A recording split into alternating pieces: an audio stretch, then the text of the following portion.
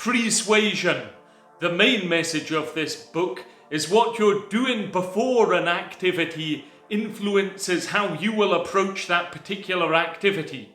Let me explain this a bit more. Hi, I'm Chris, I'm a doctor, I've read this book, I'll summarise it. There's lots to get out of it. And in essence, all mental activity that goes on up there in that vast, intricate neural network is actually influenced by other things, and it's only successfully triggering an association that perhaps is favourable may be a key to change. So this is a fascinating book, and it starts off with experiments about restaurants, and even the name of a restaurant is important. So if a restaurant's called Studio 97 as opposed to Studio 17, people will actually spend more money. And there's also a study with participants in work, and how much effort they would actually do would depend in part what the experiment that they were doing was numbered. So for example, if you tell somebody they're doing experiment 27 versus experiment 9, people have seen that the effort goes up accordingly. Even athletes, those who wore a higher number shirt, tended to have a better performance. And there's other experiments such as college students drawing a line, and if they were asked to draw a big line first or a small line, they would vary their guess for the length of the Mississippi River.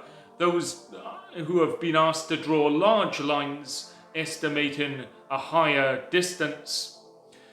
So good persuasive practices actually create a window of opportunity, and these are only briefly propped open. And there's this rules of association, and there's this geography of influence as well. Just as words and images can prompt certain associations favourable to change, so can even places. And it becomes possible to send ourselves in the desired direction by locating to physical and psychological environments that pre-fit with cues associated with our relevant goals. As influencers, we can be potentially achieving our goals by shifting the environment towards something that's supportive and giving cues for what we want to achieve. The danger is other people may also do this to you without you actually being aware of this. And attention can really be focused on one thing. If you try and focus on a different thing, you channel that attention to a different thing. So therefore there's this universal principle of influence, which is reciprocity. And that's like in authority, social proof, scarcity, and consistency. So these are 6 actual principles of influence. If you want to learn more about these, I've summarized a different book, the first successful book by this author. Here's the link there. But the key 7th bit here is unity. And that's what this book also expands on.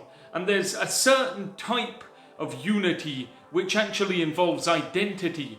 And this can be thought of as a we relationship.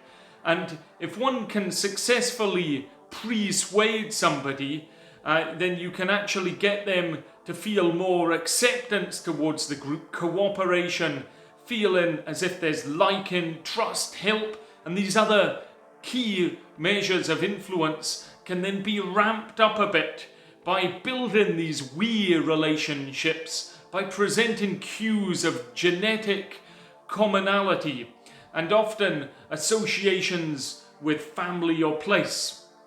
So a good communicator will try and persuade by focusing recipients initially on concepts that are actually aligned and or associated or both with information that has been delivered, that then when you put the next layer of information in, you're actually building on these and you're building on a message that somebody has said just before. So for example, If somebody asks you and says, "Are you unhappy?" your natural tendency is to seek confirmations that look for that possibility.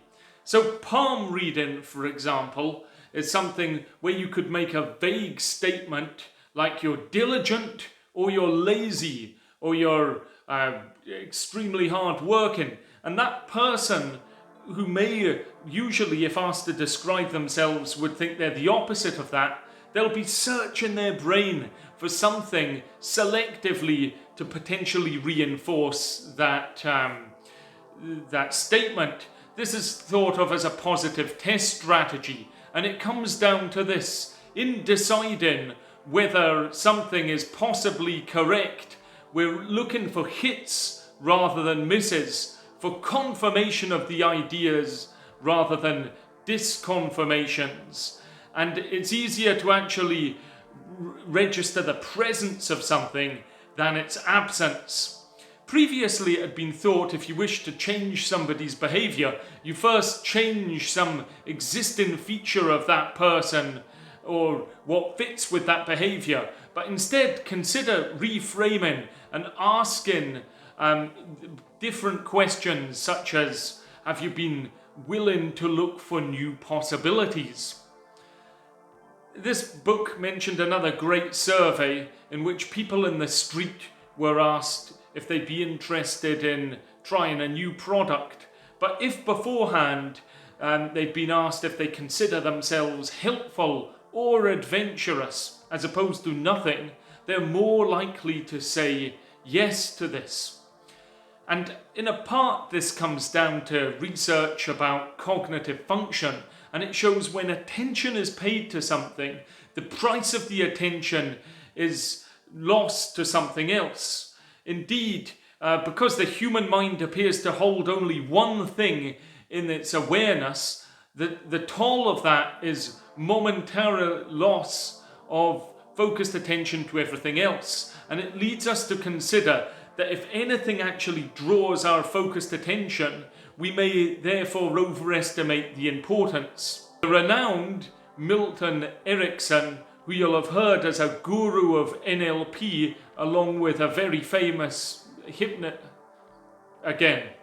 the renowned Milton Erickson, the famous hypnotist and guru of NLP, took advantage of this fact, and when he was going to say something that was important, to emphasise it's important, he would at times speak softly. This meant that the person he was speaking to would lean in forward and would then focus deeply and give them deep attention to this point.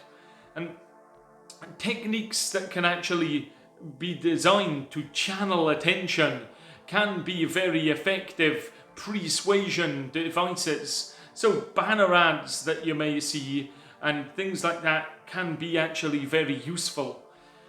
But be aware, the mere ability to grab somebody's attention can also backfire, because they can look at something and they can actually think, well, I don't like that. They may form an opinion on this. So they may form more extreme opinions by giving attention to this. An interesting bit was mentioned regarding a US war in Iraq, in which soldiers were accompanied by journalists. And that actually shifted the focus of journalism to, are the soldiers operating in a way that is good? Which I believe they were probably at the time. However, this diverted the public's attention away from perhaps the critical issue was, should there have been a war in the first place?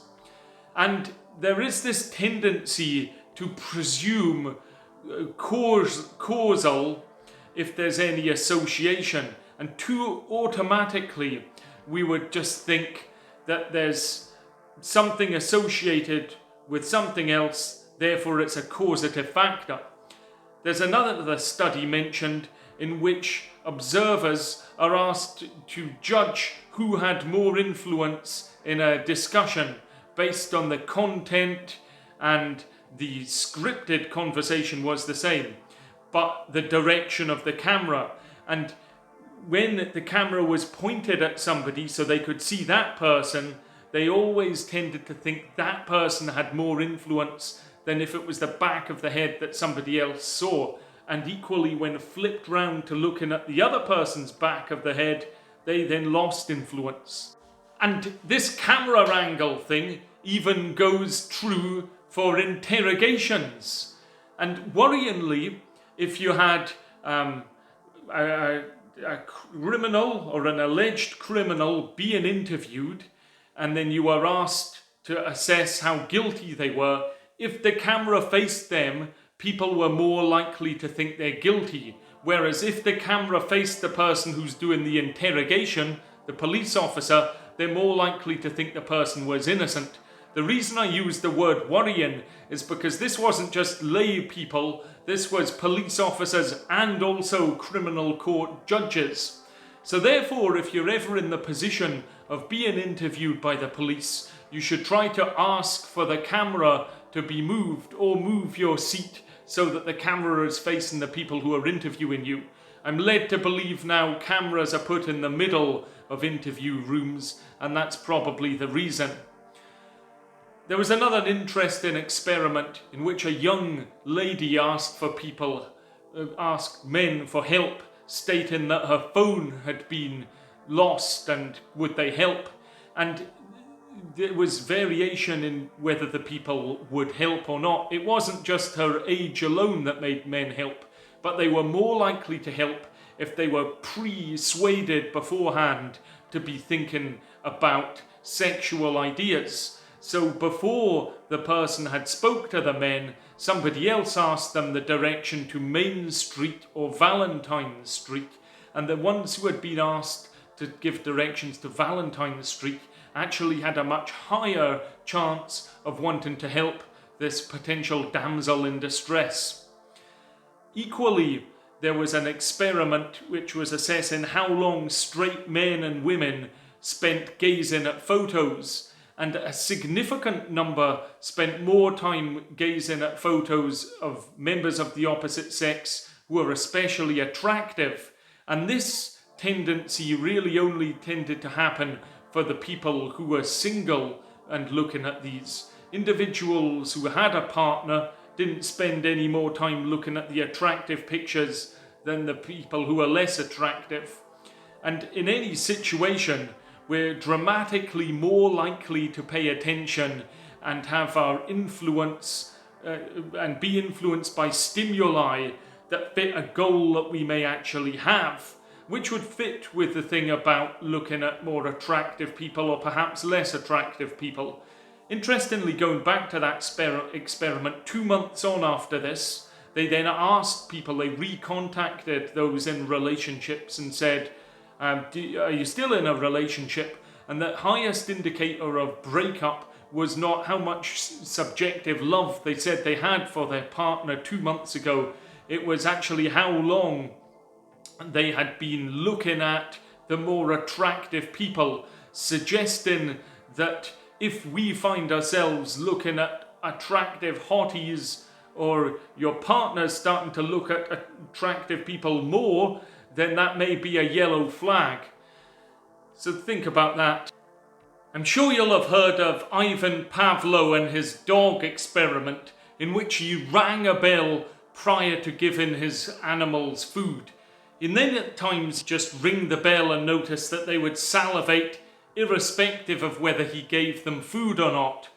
Well, the less known fact is that when he tried to reproduce this experiment for others, it often didn't work. That would be both if one of his research assistants rings the bell and feeds the dogs, or if there's external people coming in to watch.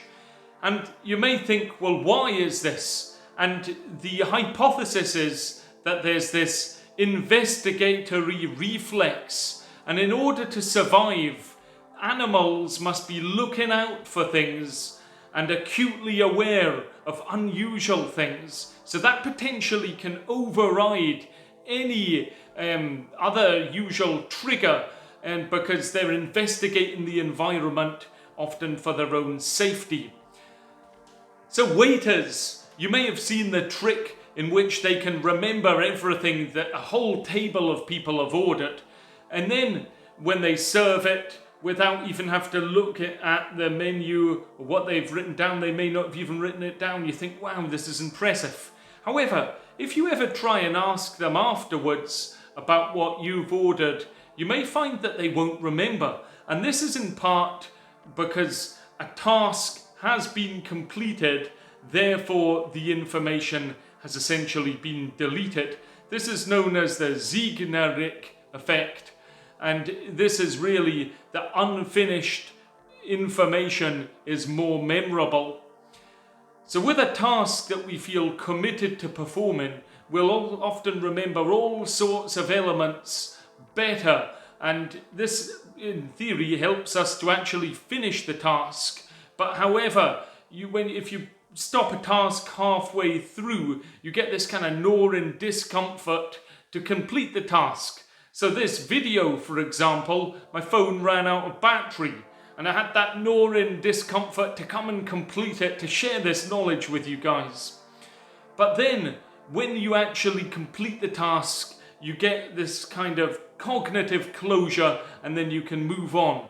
And when we just think briefly about building blocks of thought, it all comes down to associations.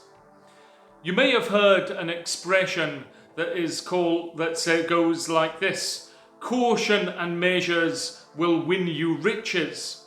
But that misses something important, because actually if you have caution and measure win you treasure, it's a better saying. And that's in part because rhyming means that it'll climb. You'll remember it better.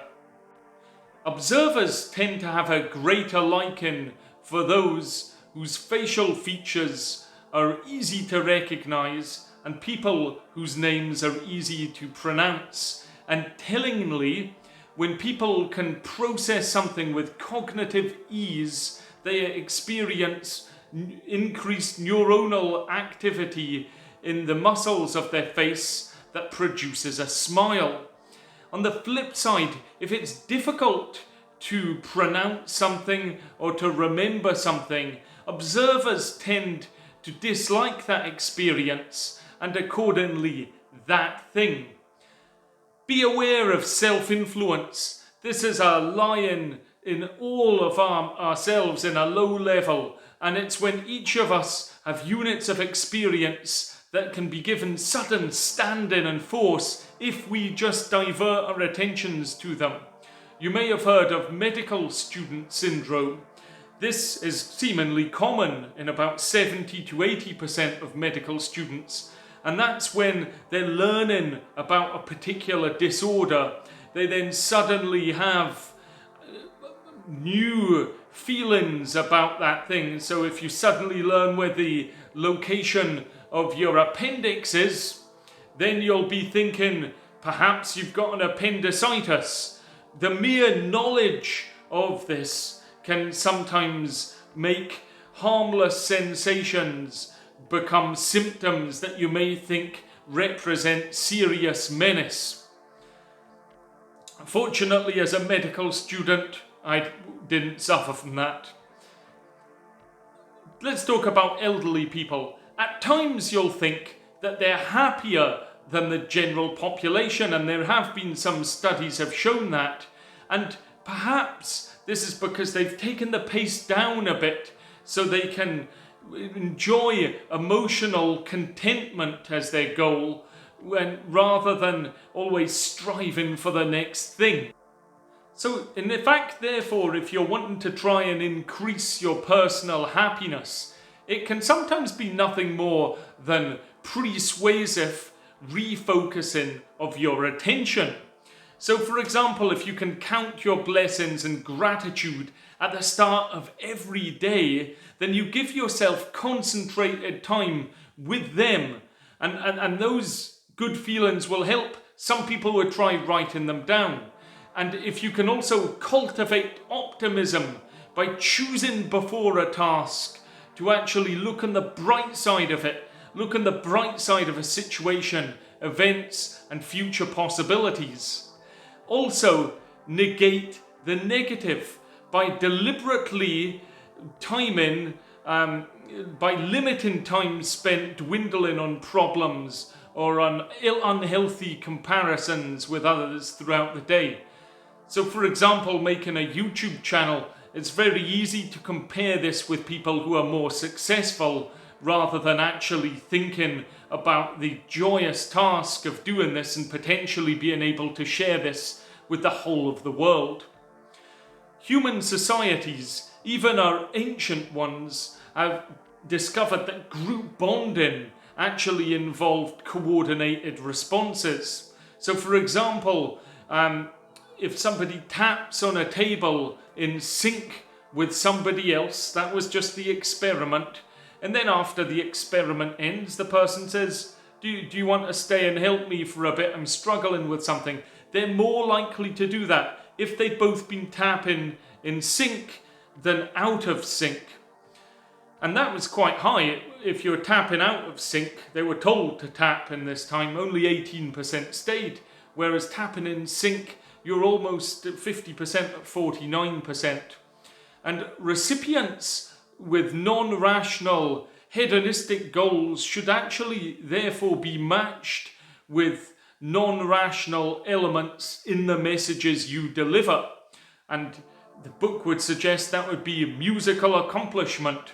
Whereas those with rational, pragmatic goals should then be matched with messages that contain rational elements such as facts. Now there was a nice French study done which had a man approaching young women.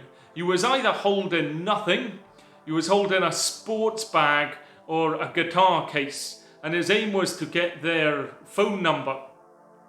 And actually, when he was holding the guitar case, he was more likely to get a oui, i.e., there's my phone number. And the authors speculated it's because young people associate love with music, and that just persuades them to comply here. There was also an interesting experiment in which people spoke together for 45 minutes, and initially they asked fairly dull questions that escalated in personal disclosure, taking turns responding. And actually afterwards, they found that the people felt so tightly bonded, so tightly connected to each other. And it's perhaps that coordinated back and forth response with continuous synchrony that did that. And I think it even said some of the people got married. If you're a leader, just pay caution to some borderline ethical acts, because if you can develop that in your organization, it'll go as follows. You have a client who will cheat for you, but they will also cheat against you, and very much encouraging the first form of deceit will almost certainly mean future forms of deceit will come back to you.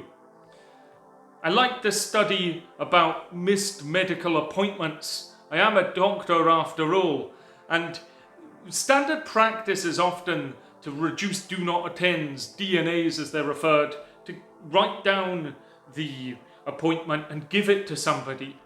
And in fact, that had been shown to reduce the do not attend rate by about 3.5%. So not much, but having that prompt written down. However, when the patient was asked and told to write that down themselves, the do not attend rate subsequently dropped by 18%. And this is suggesting that that person writing down the appointment themselves are more committed to taking out that action and to carrying out that action. Physicians are often thought of as very difficult to influence. So let's take a look at some experiments focusing on physicians. One involved hand hygiene, and there was simply a sign above sinks that said, "Hand hygiene protects you from catching diseases." And the amount of soap used was then measured and compared with a sign that is very similar but says hand hygiene protects patients from catching diseases. And you'll probably be pleased to know that the latter one, that was prompting the clinician to protect the patients, actually increased soap usage by about 45%. So perhaps physicians deep down are other person-orientated individuals who have the well-being of their patients at heart. However, are they immune from persuasion? Well, no. There was a study that looked at physicians' attitudes towards receiving gifts from the pharmaceutical companies. The first lot were just asked, is it acceptable? About 20% said yes. Another lot were asked how much sacrifices they have made to get to the position they have. And then that was prior to the same question, and it went up to about 50%. And if they were reminded more forcefully about the sacrifices that they had made financially and the commitments that they had put in themselves, it actually went up to about 60%, stating that it's acceptable here to receive gifts from the pharmaceutical industry. And this is in part by focusing persuasively on the large inputs that they had supplied to the healthcare system. They made them more willing to take returns from it. So almost reciprocity-based rationale is functioning here. In large measures, who we are with respect to any choice is where we are attentively. In that moment, and it's that moment that counts, and that's an important thing to think of. We can be challenged by them at that moment to have choice-relevant cues that we may haphazardly encounter along the way, or in our daily settings that we've primed ourselves, or perhaps of greater concern, cues that a knowing communicator has put in our attention to subconsciously try and change our action in their desired direction. And elastic preferences serve to illustrate how top-of-the-mind factors operate on all of us. And when people can't deliberate carefully, they actually are more likely to just rely on their gut feeling and automatically respond in whatever the situation is, and they will have then been potentially been persuaded by cues that have been put out before to alter their behavior in that situation. A lot of content there. I hope that you found that helpful. Feel free to write below, like, subscribe, and I'll see you next time.